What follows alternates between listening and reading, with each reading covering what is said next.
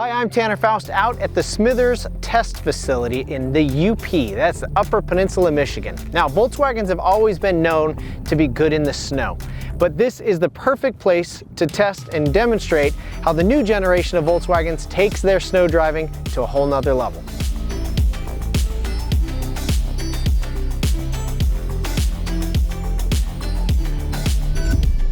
The biggest difference between the Mark 7, 7.5 and the new Mark 8 Golf R, the car does more of what you want with the steering. It's more responsive with the steering than the Mark 7. A lot of that has to do with maybe suspension geometry, but I think what I'm feeling is really attributed to the torque vectoring. I mean, it's absolutely seamless, precise, and it gives you so much confidence in the car. You feel the torque vectoring anytime you're really exiting a corner. Whenever you're exiting a corner, there's this blend where you still have some steering in and you're starting to accelerate. If you're going in a perfectly straight line, you won't feel the torque vectoring work. But as soon as you're exiting the corner and have a little steering and acceleration happening at the same time, that's the point where most people will find a bit of understeer, or it will lift the front end off when you accelerate and push the front tires forward. Torque vectoring cancels that out by powering the outside rear tire and completing the turn. You feel the nose continuing the turn and you think, oh my gosh, I could have got on the gas earlier.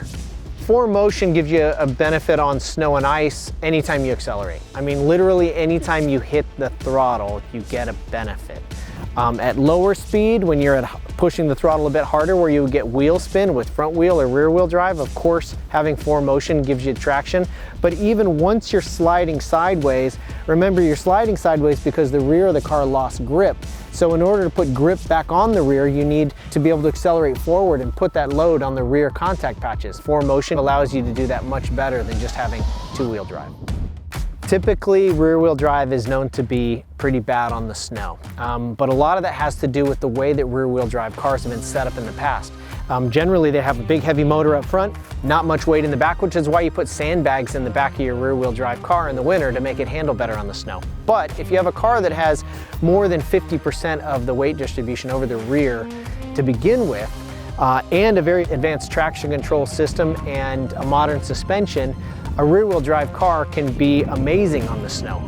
Another thing you'll hear a lot about the ID.4 is its low center of gravity, because instead of the engine being the heaviest part, the battery's the heaviest part, and it's right on the floor of the vehicle. So it has an incredibly low center of gravity. What that means is that the car doesn't have a propensity to lean very much in a corner.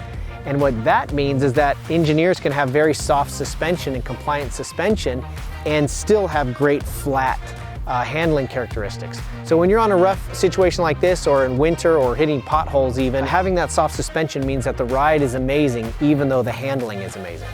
A side benefit of the amazing turning radius that the ID.4 has means that it's got incredible steering angle. So when you're playing and having a little fun with the rear wheel drive, it's precise and it gives you so much confidence in the car. It's no mystery that Volkswagens in general and historically have always been great in the winter. It's great for me to see that the new generation of Volkswagens has taken it to a whole nother level using technical innovations, new school type tech, and simple old school low center of gravity, good weight distribution to make these machines really mind-blowing on the ice and snow.